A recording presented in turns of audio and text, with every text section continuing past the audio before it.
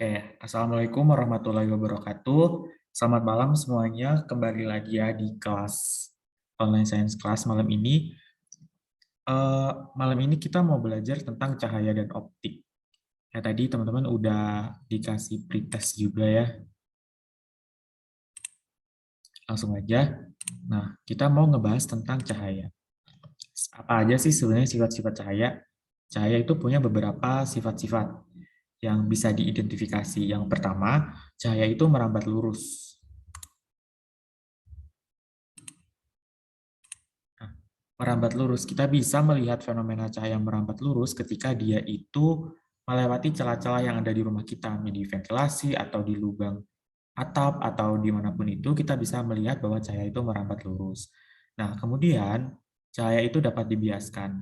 Dibiaskan itu artinya cahaya itu mengalami pembelokan ketika dia merambat dari dua medium yang memiliki kerapatan yang berbeda.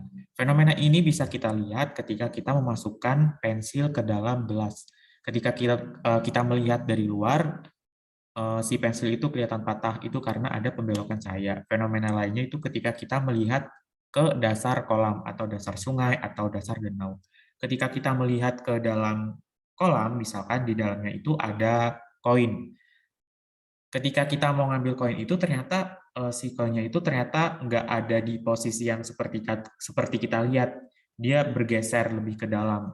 Nah, itu salah satu fenomena pembiasan cahaya. Sifat berikutnya, cahaya itu dapat dipantulkan. Kita bisa melihat fenomena ini ketika misalnya menyorotkan cahaya senter ke cermin atau ke benda mengkilap lainnya, maka cahaya itu bisa dipantulkan. Kemudian cahaya itu juga termasuk gelombang elektromagnetik, yaitu gelombang di mana dalam perambatannya itu tidak membutuhkan medium.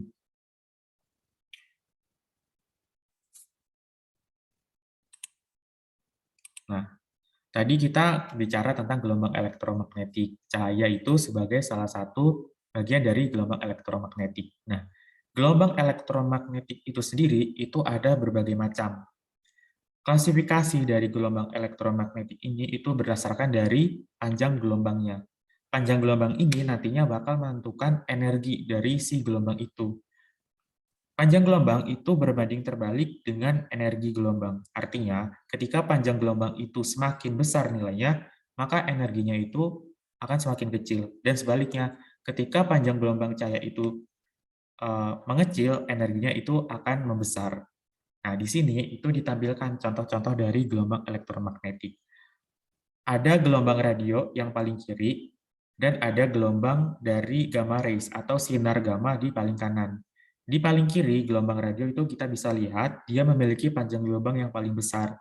Nah, karena dia panjang gelombangnya besar, dia energinya kecil. Dan yang di sebelah kanan itu tadi ada gamma rays, punya energi yang paling besar karena dia punya panjang gelombang yang paling kecil. Nah, oleh karena itu, dalam kehidupan sehari-hari kita nggak terganggu dengan kehadiran dari gelombang radio di sekitar kita. Karena dia energinya kecil, sehingga tidak mengganggu sistem dalam tubuh kita. Tapi beda lagi dengan gamma rays atau sinar gamma. Ketika sinar gamma itu mengenai tubuh kita itu akan bisa mengalami gangguan. Entah itu ada gangguan di bagian kromosom atau di organ-organ tubuh lainnya. Gitu. Nah, fenomena-fenomena seperti ini tuh bisa kita lihat di daerah yang dekat dengan daerah pembangkit nuklir. Sebagai contoh itu di Chernobyl ya, kalau misalkan teman-teman pernah nonton film Chernobyl, di situ diceritain bahwa ada daerah di Chernobyl itu dia mengalami fenomena yang aneh, banyak eh, makhluk hidup yang cacat nggak seharusnya. Misalnya kayak ada lalat yang kakinya itu ada di kepalanya itu punya kaki, itu akibat adanya mutasi gen, akibat dari radiasi dari daerah Chernobyl itu. Nah, nanti kalau misalnya penasaran boleh dicek yang belum lihat, itu contoh dari energi gelombang ya. Nah, kita bisa lihat juga di sini ada gelombang mikro, ada gelombang cahaya, ada gelombang ultraviolet, dan juga ada sinar dari X-ray. Terus ini juga dijabarkan ada visible light, gelombang cahaya tampak yang kita lihat sehari-hari, dia tersusun atas berbagai spektrum warna. Selanjutnya, pemantulan. Nah, cahaya itu tadi kan bisa dipantulkan ya. Nah, pemantulan itu ternyata ada dua macam. Yang pertama ada pemantulan baur atau difus, kemudian ada pemantulan teratur. Pemantulan baur terjadi ketika cahaya mengenai permukaan yang tidak rata, kasar. Nah, sedangkan pemantulan teratur itu pemantulan yang terjadi ketika cahaya mengenai benda yang datar. Pemantulan baur atau difus bisa kita lihat secara sederhana dalam kehidupan sehari-hari, contohnya cahaya yang berada di sekitar kita. Kalau misalkan cahaya tidak mengalami pemantulan baur, kalau misalkan ada pohon, kemudian kita berada di dalam pohon itu akan terlihat gelap total. Tetapi faktanya, di bawah pohon itu tidak gelap total. Kenapa? Karena cahaya yang berada di sekitar kita itu dipantulkan secara baur atau secara difus oleh partikel-partikel udara yang di sekitar kita. Gitu. Nah, di dalam pemantulan itu ada kaidah-kaidahnya, antara lain yang pertama, sinar datang, garis normal, dan sinar pantul itu terletak pada satu bidang datar yang sama. Kemudian besar sudut datang sama dengan sudut pantul. Gitu ya. Nah, kita bisa lihat contohnya lah di gambar ini, sinar datang sama sinar pantul itu berada di bidang yang sama. Ini sudut datang, ini sudut pantul itu juga sama besar. Gitu ya. Nah, selanjutnya tadi kita udah bicara pemantulan. Nah, salah satu dampak dari pemantulan itu gimana sih? Nah, salah satu dampaknya itu ada pada interpretasi warna. Kita melihat fenomena bahwa daun itu warna hijau, anggur itu warna ungu, ada stroberi warna merah, ada apel yang warna hijau. Itu sebenarnya gimana sih kaitannya sama gelombang cahaya? Nah, ternyata benda-benda itu akan menyerap spektrum warna tertentu dan juga akan memantulkan spektrum warna yang lain yang menyebabkan benda itu terlihat dengan warna itu. Nah, contohnya gini, daun itu warna hijau. Nah, warna hijaunya ini sebenarnya hasil dari pemantulan gelombang cahaya yang dia terima, kemudian dipantulkan. Jadi, warna-warna selain warna hijau itu diserap oleh tubuh daun itu, dan warna hijaunya itu dipantulkan. Makanya, daun itu kita lihat sebagai warna hijau gitu. Begitu pula dengan si anggur ini. Anggur ini itu memantulkan spektrum yang warna ungu. Selain warna itu, dia serap. Makanya anggur ini kelihatan warna ungu. Begitu ya, teman-teman. Sejauh ini apa ada yang mau bertanya?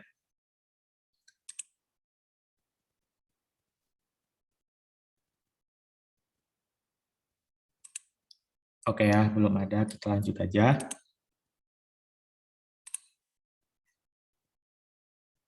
Kemudian kita bakal bicara tentang cermin, pembentukan bayangan pada cermin. Nah, di sini itu ada dua concern yang perlu kita perhatikan, bahwa dalam cermin, dalam pembentukan bayangan di cermin, nantinya di cermin cembung atau cermin cekung, atau mungkin lensa cembung, lensa cekung, itu ada dua jenis bayangan, bayangan nyata dan bayangan maya. Bayangan nyata merupakan bayangan yang bisa ditangkap oleh layar, artinya ketika cahaya itu diproyeksikan ke layar, ke bidang datar, atau apapun itu sejenisnya, gambar itu akan bisa tampak. Sedangkan untuk bayangan maya, dia itu tidak terbentuk ketika diproyeksikan ke layar atau bidang datar. Nah, kemudian kalau kita bicara cermin, cermin itu ada cermin datar, cermin cekung, dan cermin cembung. Kemudian kalau misalkan kita bicara lensa, itu juga ada lensa cekung, ada lensa cembung. Gitu ya. Nah, nanti dari dua hal ini itu dalam pembentukan bayangannya itu saling berkaitan. Nanti kita bicarakan lebih lanjut. Yang pertama, unsur-unsur cermin dulu. Nah, di dalam cermin itu sebenarnya ada apa aja sih yang membuat cermin itu bisa membentuk bayangan tertentu gitu. Nah, yang pertama itu ada pusat kelengkungan cermin, yaitu titik di pusat bola yang diiris menjadi cermin. Simbolnya itu huruf M, ini M. Nah, kenapa disebut pusat bola? Nah, sebenarnya cermin ini awalnya bentuknya tuh bundar, lingkaran, bulat ya, bulat. dia itu diiris pada bagian tertentu, sehingga terbentuk kayak gini. Ini sebenarnya itu dia kayak gini, bola ini. Jadi dia punya pusat. Dia diiris pada bagian ini, makanya dia jadi cermin.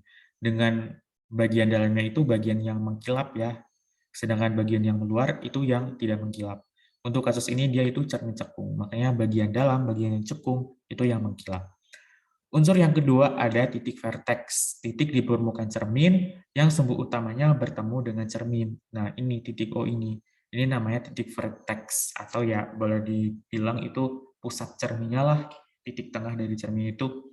Kemudian ada titik api atau titik fokus, yaitu titik bertemunya sinar-sinar pantul yang sejajar dengan sumbu utama. Jadi ketika nanti sinar itu datang sejajar dengan sumbu utama, misalnya kayak gini, dia akan dipantulkan menuju satu titik yang sama, yaitu titik fokus. Gitu. Kemudian ada juga jari-jari kelengkungan cermin, yaitu jarak antara vertex atau titik O ke pusat kelengkungan cermin M, disimbolkan dengan R.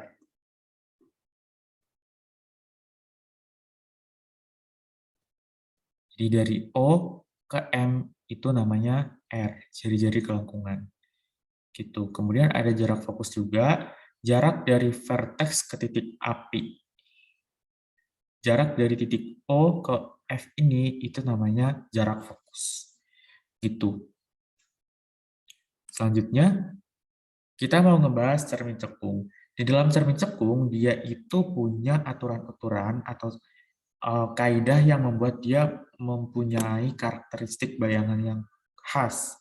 Yang pertama, ketika sinar datang sejajar sumbu utama, maka dia akan dipantulkan melalui titik fokus. Ini ilustrasinya. Jadi ketika sinar datang ini sejajar dengan sumbu utama, dia akan dipantulkan menuju titik fokus. Dari manapun itu, misalkan dari sini, atau dari sini, maka dia tetap akan dipantulkan menuju ke sini. Gitu.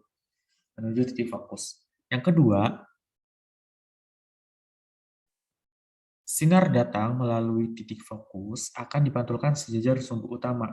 Ini arah panahnya kebalik ya, harusnya ke sini. Ke sini. Nah, gitu. Ketika dia lewat titik fokus, maka dia akan dipantulkan sejajar sumbu utama. Ini jadi kebalikan dari yang pertama. Itu. Misalkan dia datang dari sini juga, dari sini, maka dia akan dipantulkan ke sini sama sejajar sumbu utama. Tuh. Selanjutnya, sinar datang melalui titik pusat kelengkungan cermin akan dipantulkan melalui titik pusat kelengkungan cermin. Jadi ketika si cahaya itu datang melalui titik M, dia akan dipantulkan kembali lewat jalur yang sama ketika dia datang. Jadi ibaratnya tuh kayak kita mantulin ke cermin datar gitu. Secara tegak lurus, maka dia akan kembali lagi. Gitu. Misalkan lagi kalau misalkan dia dari sini datang ya, dia bakal dipantulkan lagi ke arah yang sama. Begitu. Untuk pemantulan cermin cekung ini, apa ada yang mau bertanya? Nggak ada, Kak. Oke ya, kita lanjut aja. Nah, ini contoh-contoh pembentukan bayangan cermin cekung. Contoh yang pertama, ketika ada benda di posisi ini. Pembentukan bayangannya itu kita buat garis yang melalui titik fokus dari tingginya ini, dari titik paling atas benda ini, kemudian dia akan memantul sejajar sumbu utama yang ini. Kemudian kita buat garis lagi, dia melewati titik puncak si benda ini sejajar sumbu utama. Maka dia akan dipantulkan ke titik fokus tadi. Nah, nanti dari dua garis ini, itu akan terbentuk titik potong. Nah, disitulah pembentukan bayangan itu terjadi. Gitu. Di dalam kasus ini, bendanya itu mengalami pengecilan bayangannya. Kemudian contoh yang kedua, Kita taruh benda itu di titik fokus. Nah, ternyata ketika benda itu ditaruh di titik fokus pas, di cermin itu tidak terbentuk bayangan. Karena tidak terbentuk titik potong antara sinar-sinar pantul yang terjadi. Jadi ini kan sinar datangnya awalnya sejajar sumbu utama. Kemudian dia dipantulkan menuju titik fokus. Terus di sini ada sinar juga kita bentuk, dia datangnya dari titik M. Dia dipantulkan lagi ke titik yang sama. Makanya dari hasil pemantulan ini, dia nggak ada titik potong karena sinar-sinar pantulnya itu sejajar. Jadinya untuk kasus ketika benda ditaruh di titik fokus cermin cekung, dia tidak terbentuk bayangan. Itu. Nah, contoh yang kedua, contoh yang ketiga, itu kita taruh bendanya tuh deket banget dengan cermin. Nah, ternyata pas terbentuk bayangannya tuh tegak dan berada di belakang cermin. Nah, dari ini ternyata ada dua jenis bayangan yang terbentuk. Nyata atau terbalik, atau maya dan tegak. Jadi itu. Ada dua pilihan bayangan yang terjadi. Nyata dan terbalik, kemudian bisa ditangkap oleh layar, kemudian maya dan tegak, tetapi tidak bisa ditangkap oleh layar. Satu lagi ini tadi ya, cuman karena dia nggak terbentuk bayangan, nggak kita hitung. Gitu. Selanjutnya ada cermin cembung. Ini tadi kebalikannya dari cermin cekung, yaitu ketika permukaan luarnya, permukaan yang cembungnya yang mengkilap, sedangkan yang bagian melengkung kayak mangkuk itu yang tidak mengkilap, yang tidak memantulkan cahaya. Nah, peraturan pemantulannya itu juga sama, ada 3, cuman ini beda karakteristik. Aturan yang pertama, ketika sinar datang sejajar sumbu utama ini, maka dia akan dipantulkan seolah-olah berasal dari titik fokus. Nah, kita coba bandingkan ya sama yang sebelumnya. Kalau titik fokus dari lensa cekung itu berada di bagian ruang benda yang berada di sini fokusnya, bukan di belakang si cerminnya itu. Tapi kalau cermin cembung, dia itu titik fokusnya berada di belakang cerminnya ini, gitu. Kemudian aturan yang kedua, ketika sinar data yang seolah-olah menuju fokus, maka dia akan dipantulkan sejajar sumbu utama. Jadi kebalikan dari aturan yang pertama. Contohnya ini. Itu. Jadi aku kasih contoh lagi. Ketika dia datangnya dari sini misalkan. Nah, ini kan seolah-olah menuju titik fokus. Maka dia akan dipantulkan kembali sejajar sumbu utama. Begitu. Nah, kemudian aturan yang ketiga, sinar datang yang seolah-olah menuju titik kelengkungan R, maka akan dipantulkan seolah-olah dari titik kelengkungan R. Jadi kayak yang aturan lensa cekung tadi yang menuju titik M, titik pusat cermin, titik pusat cermin, jadi ini. Sama halnya. Begitu. Nah, selanjutnya, gimana pembentukan bayangan di cermin cembung? Ternyata, untuk cermin cembung, bayangan yang terbentuk itu hanya ada satu macam. Maya, tegak, dan diperkecil. Mau kita taruh dimanapun bedanya, eh, mau di sini, mau di sini, mau di sini. Bentuk bayangnya itu tetap selalu maya, tegak, dan diperkecil. Makanya cermin cembung ini digunakan di kaca spion supaya bayangan yang terbentuk itu bisa lebih kecil dan tegak. Kaca spion ini jangkauannya tuh kan kayak lebih luas kan, makanya dari daerah yang luas itu akan dibentuk bayangan yang lebih kecil sehingga si pengendara ini bisa mengetahui keadaan lingkungan di belakangnya, di sekitarnya itu bagaimana. Gitu. Nah, ternyata untuk kasus cermin ini ada kayak jembatan keledainya lah untuk pembentukan bayangannya itu gimana. Nah, itu namanya itu dalil esbak. Dalil esbak ini berlaku untuk dua cermin ini. Dalil esbak ini menyatakan bahwa untuk cermin-cermin itu terbagi menjadi 4 ruangan.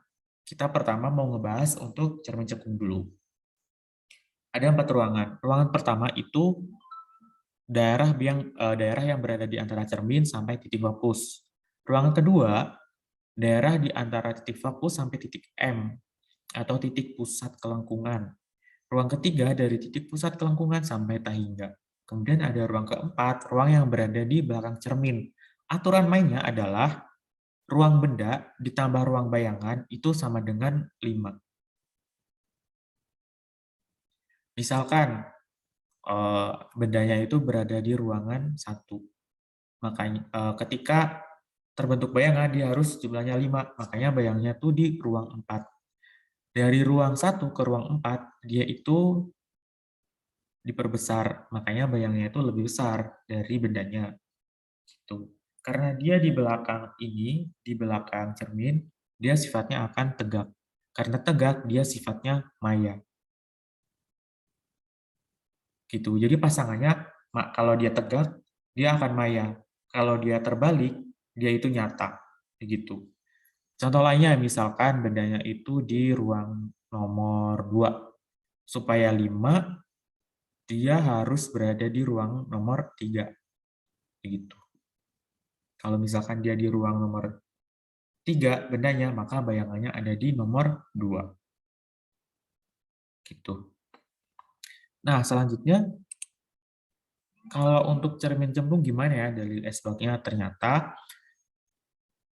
hanya ada satu, karena tadi udah dijelasin ya, kalau misalkan untuk cermin cembung, hanya maya tegak diberkecil, makanya untuk ini dalil esbagnya sebenarnya nggak terlalu signifikan ya untuk dipahami, karena bendanya itu selalu di ruang 4. Ruang satunya itu tadi ya, antara titik fokus sampai cermin, kemudian ruang 2 F sampai titik pusat kelengkungan, dan ruang nomor 3 itu dari titik pusat kelengkungan sampai tahingga. Nah, karena si bendanya selalu di depan cermin sini, dia selalu di ruang 4. Jadi bayangannya itu selalu di ruang 1. Karena selalu di ruang 1, dia selalu diperkecil, selalu tegak, dan selalu maya. Begitu. Jadi ini untuk cermin cembung itu emang paling khas. Nggak ada bentuk bayangan yang lain. Kalau cermin cekung tadi itu kan bisa macam-macam ya. Oke, untuk itu, sampai sini aja untuk dalil esbag. Kita akan beralih ke lensa. Lensa itu juga ada dua macam, lensa cembung sama lensa cekung. Ternyata antara lensa sama cermin itu punya aturan yang saling berkorelasi.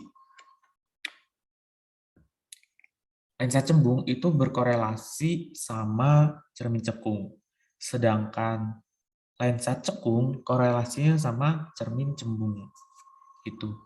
Aturan untuk lensa cembung itu mirip sama kayak cermin cekung. Yang pertama, sinar datang ketika dia sejajar sumbu utama, maka akan dibiaskan menuju titik fokus aktif. Bedanya ini, kalau di sini tuh dibiaskan ya, kalau tadi di cermin itu dipantulkan. Nah, dia itu dibiaskan menuju titik fokus di belakang lensa. Kemudian yang kedua, sinar datang melalui titik fokus akan dibiaskan sejajar sumbu utama. Jadi kebalikannya sama yang aturan pertama. Kemudian yang ketiga, ketika sinar datang melalui pusat optik lensa, titik pusat, titik tengahnya ini di titik O, maka dia tidak mengalami pembiasan. Jadi langsung lewat aja.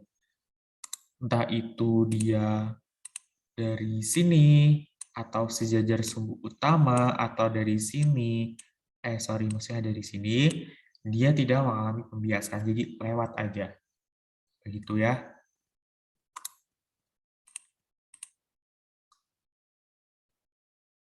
Nah, kemudian lensa cekung. Lensa cekung juga punya aturan.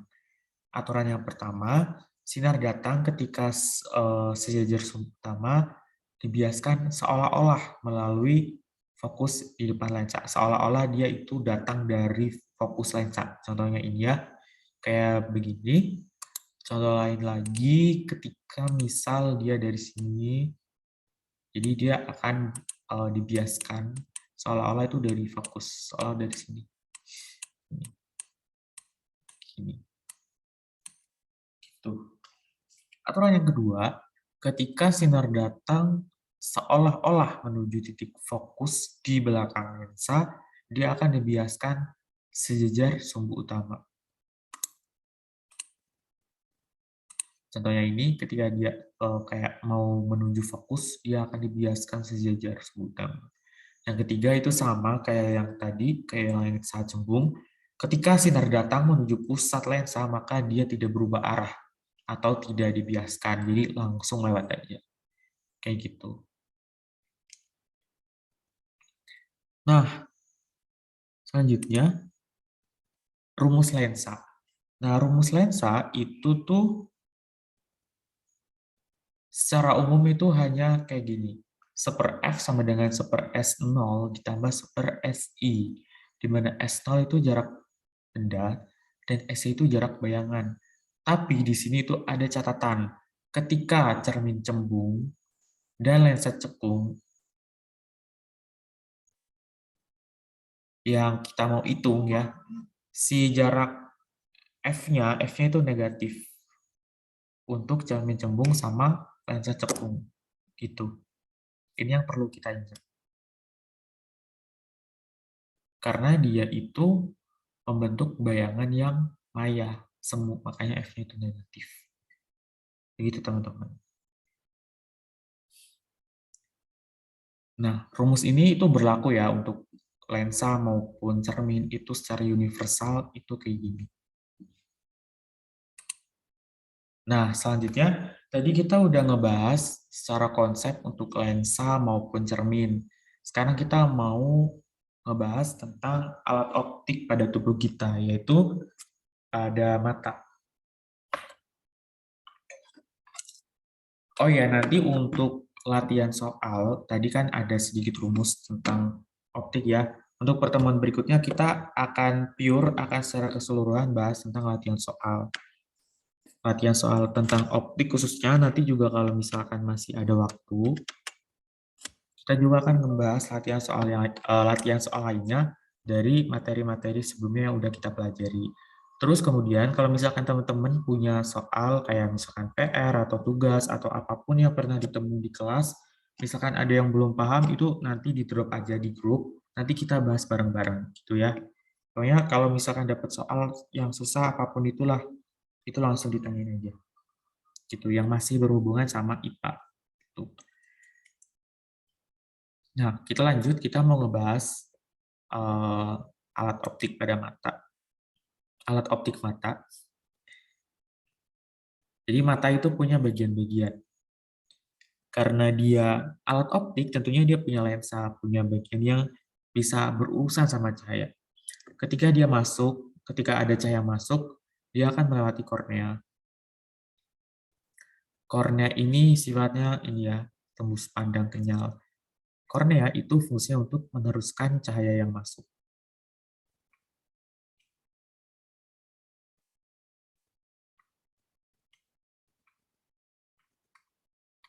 Nah, setelah melewati kornea, dia akan melewati pupil, lubang kecil di tengah mata kita. Pupil ini akan apa ya? Dia akan mengatur dirinya sesuai dengan kondisi cahaya.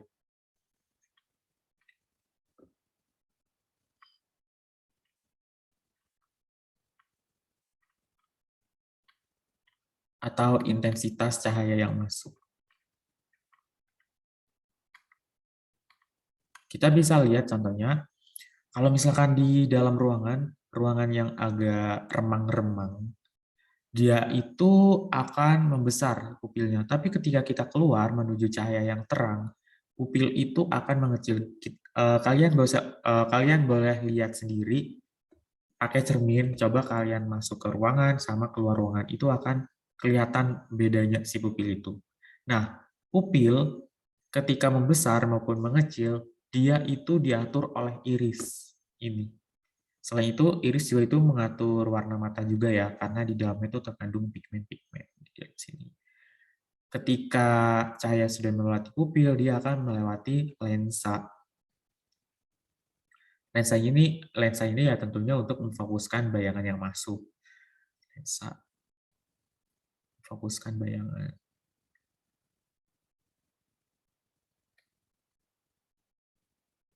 Kemudian ada vitreous humor. atau badan bening di sini itu fungsinya untuk meneruskan cahaya juga. Kemudian membentuk tubuh si mata juga.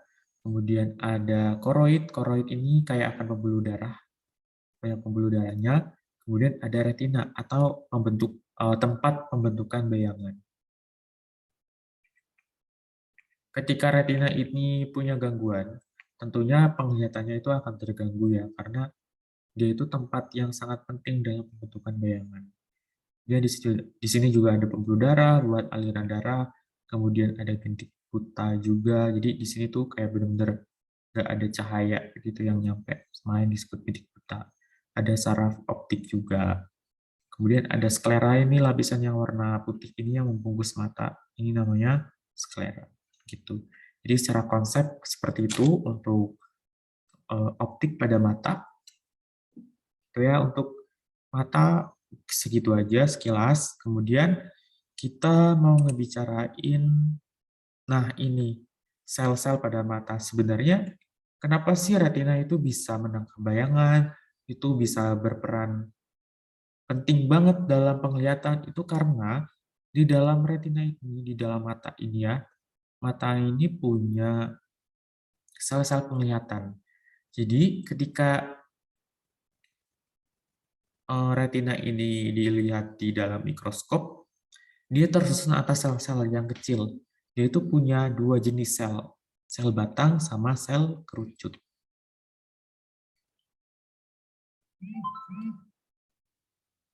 Nah, sel kerucut, dia itu tidak peka terhadap cahaya, tetapi dia peka banget sama warna. Artinya, ketika ada cahaya yang redup, sel kerucutnya ini nggak terlalu bisa nerima nggak terlalu bisa dimanfaatkan ketika di dalam cahaya redup. Tetapi kemampuan dia dalam membedakan warna itu sangat kuat. Sebaliknya dengan si sel batang ini, dia itu tidak peka, tidak peka dengan warna, tetapi sangat peka dengan cahaya. Jadi ketika di dalam ruangan yang redup, kita itu masih bisa melihat karena ada sel batang di dalam mata kita. Sehingga meskipun kita di dalam ruangan yang gelap sekalipun ya, kita masih bisa menerima rangsang cahaya akibat sel batang ini, kita masih bisa melihat walaupun remang-remang. Jadi gitu. Dua sel ini tuh saling berdampingan, saling melengkapi satu sama lain dalam kerjanya, dalam melihat. Gitu. Jadi kalau misalkan ternyata di dalam sel-sel mata ini, misalkan sel batangnya itu agak mengalami gangguan gitu, ya kita akan mengalami gangguan juga ketika berada di ruangan yang gelap, karena sel batangnya mengalami gangguan. Sebaliknya kalau misalkan sel kerucutnya ini yang mengalami gangguan, kita akan mengalami gangguan pula dalam membedakan warna. Misalnya gini ya, orang yang buta warna itu kan sulit ya sulit dalam membedakan warna-warna. Itu terjadi karena sel-sel kerucutnya itu kurang, sel-sel kerucutnya kurang bekerja di dalam mata dia. Makanya dia tidak bisa membedakan warna-warna.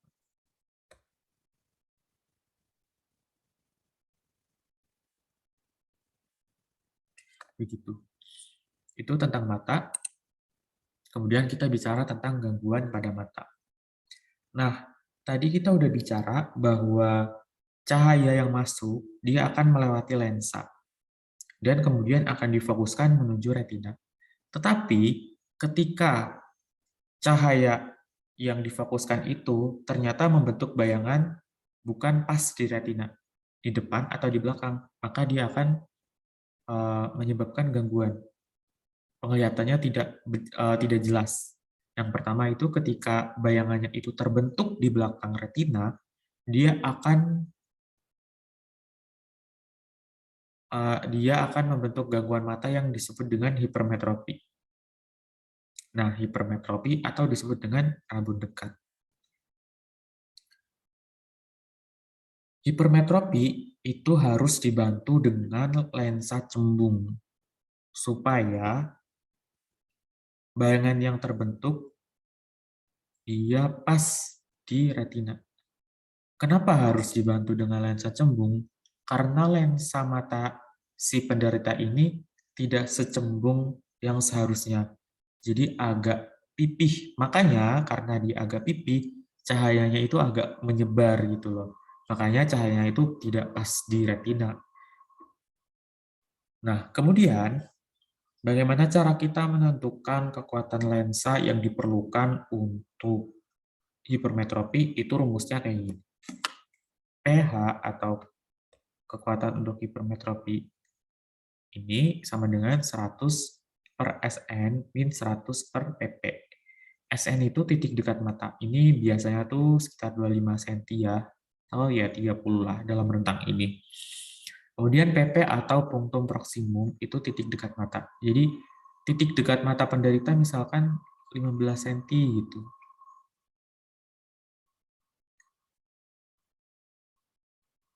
Sorry, masalah 30 cm gitu. Misalkan 40, sorry. Agak nge-lag. 40. Jadi kayak harus menjauhkan mata dari bacaan. Kan sering banget ya kalau kita lihat biasanya tuh orang-orang tua ya yang biasanya menderita hipermetropi ini, dia ketika membaca nggak bisa 25 cm. Dia harus menjauhkan matanya sambil membincingkan mata atau gimana itu tanda-tanda dari orang yang mengalami hipermetropi itu. Nah, kekuatan lensa tadi itu diukur dalam satuan dioptri. Satuan kekuatan lensa.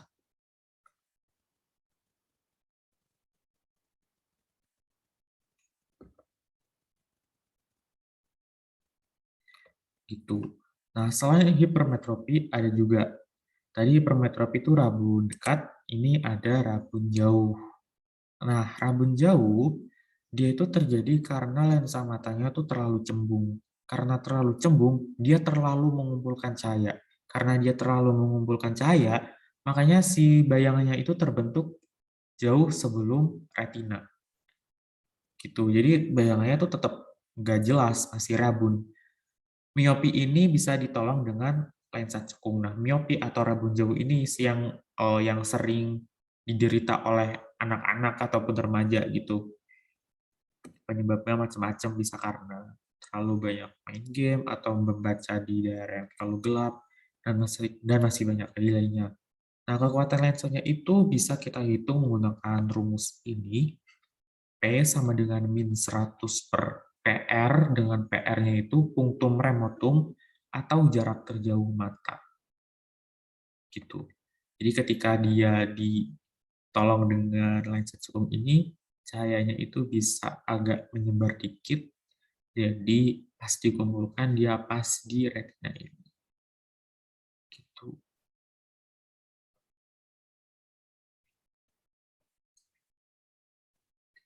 Itu tadi ya miopi. Nah, bentar. Sebelum kita ke miopi, sebenarnya ada satu lagi nih. Cuman kita bahas sekilas saja, itu namanya astigmatisme.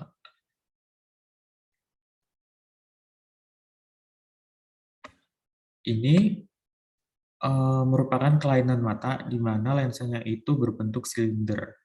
Jadi aslinya kan kalau lensa mata itu penampangnya kayak setengah bola gitulah ya, cembung-cembung gini. Cuman kalau astigmatisme, lensanya itu agak silinder, jadi kayak gini nih bentuknya. Nah, efeknya ketika dia melihat, dia tidak bisa membedakan garis tegak lurus secara bersamaan. Jadi kayak apa ya, dia nggak bisa benar-benar membuat garis tegak lurus gitu kayak gini. Misalkan dia disuruh ngegambar ya, bola garis tegak lurus gitu. Pasti dia agak menceng-menceng gitu dan kayak aneh hasilnya itu. Bisa kayak gini. Jadi tidak bisa membedakan garis tegak lurus secara tepat. Fenomena-fenomena yang dialami si penderita kalau dia matanya udah silinder, itu antara lain bayangan yang dia lihat itu double gitu. Jadi kalau misalkan orang yang matanya minus itu kan cuman apa ya, dampaknya tuh burem, bayangannya burem. Tapi kalau dia sekaligus silinder, itu biasanya agak ngedobel gitu. Nah, selain itu, orang yang matanya udah silinder itu biasanya agak peka sama cahaya. Jadi ketika dia disorot sama cahaya, dia itu mesti agak-agak silau gitu. Nggak kayak mata normal. Intinya kalau mata udah kena rabun jauh minus gini atau yang silinder, itu pasti keadaannya udah beda ketika dia nerima cahaya. Gitu. Jadi penggunaan kacamata ketika orang udah miopi atau udah astigmatisme, matanya tuh udah silinder, itu sangat harus ya gitu ya. Jadi jangan sampai dibiarin begitu aja karena selanjutnya itu bisa parah. Gitu. Nah, selanjutnya tadi kita udah ngebahas alat optik dalam tubuh manusia, kita selanjutnya mau sedikit ngebahas alat optik dalam kehidupan sehari-hari. Ya, bukan kehidupan sehari-hari sih sebenarnya, yang bisa kita ketemukan tuh karena ya teleskop nggak kita temukan juga kan dalam kehidupan sehari-hari. Oke, yang pertama itu ada teleskop. Jadi teleskop ini untuk lihat bintang ya, untuk lihat bintang, lihat bulan. Dia itu ada dua macam lensa, lensa okuler yang ini sama lensa objektif yang ini. Lensa okuler itu yang dekat dengan mata, objektif itu yang nantinya dekat objek meskipun bintang juga jauh bukan dekat objek. Nah, kalau kita lihat secara strukturnya itu kayak gini.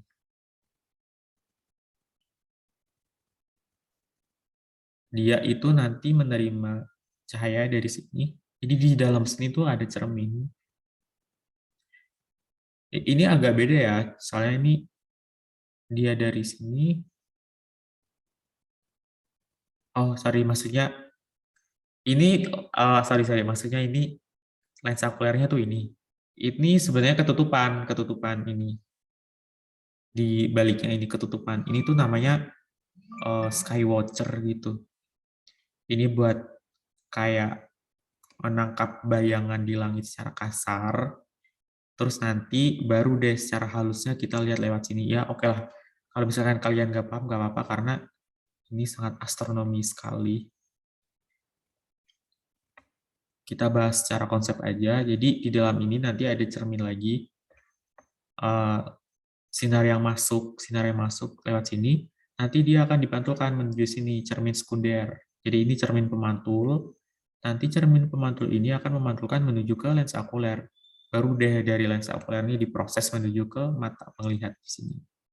Nah, untuk teleskop ini tuh macam-macam jenisnya ya, nggak cuma kayak gini.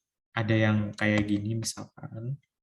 Jadi matanya itu langsung dari bawah sini, dari ujungnya. Dan di sini tuh buat teleskop yang jenis ini dia nggak punya cermin karena cuman memakai lensa aja, lensa objektif di sini dan lensa okuler di sini. Dan masih banyak jenisnya untuk teleskop. Ada yang pakai dua mata, ada yang pakai satu mata. Jadi kalau yang dua mata tuh kayak gini, ini namanya teleskop binokuler. Jadi pakai dua lensa. Matanya pakai semua, nggak cuma satu mata yang dipakai. Nah, itu tadi ya sekilas tentang teleskop. Dan kemudian ada mikroskop juga. Mikroskop mestinya udah pernah pada pakai semua ya. Ada mikroskop yang satu lensa juga, yang cuma pakai satu mata. Ada mikroskop yang binokuler juga. Nih contohnya ini tuh binokuler. Ada lensa objektif di bagian sini, ada berbagai perbesaran juga. Kemudian di sini lensa okuler juga bisa kita ganti-ganti. Nah, di era yang semakin maju ini, lensa mikroskopnya itu sekarang ini nggak cuma pakai mikroskop lensa aja, ada yang udah pakai mikroskop elektron. Jadi dia tidak menggunakan berkas cahaya kayak gini yang diarahkan ke sini, tapi dia menggunakan elektron gitu, dengan bantuan elektron. Hasilnya dari mikroskop elektron ini lebih detail. Terus, selain itu, sekarang juga kita nggak perlu repot-repot ngelihat pakai mata ke arah sini, karena udah ada mikroskop yang disambungkan ke layar. Jadi kita ngelihatnya pakai layar di sini dan hasilnya itu lebih jelas. Bisa kita zoom, bisa kita geser-geser juga itu. Mungkin kalau yang SMP belum ada ya, nanti pas kalian SMA mesti biasanya tuh tergantung sekolahnya punya atau enggak. Dia itu punya mikroskop yang ini yang ada layarnya. Jadi lebih enak buat dipakai, nggak perlu memicingkan mata ke arah sini, nggak perlu. Langsung kita lihat aja ke sini. Atau mungkin ada yang udah SMP-nya udah punya mikroskop kayak gini, ya bagus. Itu tadi mikroskop. Selanjutnya ada loop. Ini yang paling sederhana, cuma satu lensa aja. Dia terdiri satu lensa cembung, fungsinya untuk memperbesar benda. Biasanya kita main ini buat ini nggak sih? Buat mainan api. Ngebakar kertas di bawahnya itu, dia bisa ngebakar kertas di bawahnya karena dia memfokuskan cahaya. Makanya cahaya matahari kan panas ya, karena dia difokuskan secara terus-menerus. Panasnya itu mengumpul, makanya bisa ngebakar objek yang di bawahnya. Kayak gitu. Dan selain tiga ini masih banyak sebenarnya alat-alat optik lainnya. Cuman kita bahas ini aja. Gitu. Oke, materinya udah selesai untuk malam ini. Apakah ada yang mau bertanya untuk materi ini?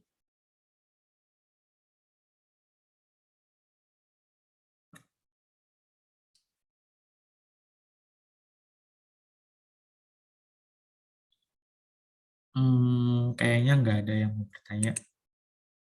Oke, mungkin karena udah jelas ya, atau udah pada imba-imba juga. Kita sudahi dulu pertemuan untuk malam ini. Terima kasih banget buat tiga orang ya, 3 orang yang udah hadir malam ini. Terima kasih atas atensi kalian dan semoga apa yang aku sampaikan untuk malam ini bisa bermanfaat buat kalian semua dan tetap semangat untuk belajarnya. Kemudian untuk pertemuan berikutnya aku mau ingetin lagi, kalian boleh ngedrop soal apapun itu terserah buat dibahas bareng-bareng di sini. Aku tunggu, pokoknya nggak usah malu-malu, langsung aja di share grup gitu ya. Nanti untuk waktu pertemuannya lagi akan dikabarkan lagi seperti biasa di grup. Oke, gitu aja. Terima kasih dan Assalamualaikum warahmatullahi wabarakatuh. Selamat malam semuanya. Bye-bye. Terima kasih, Kak. Terima kasih, Kak. Sama-sama.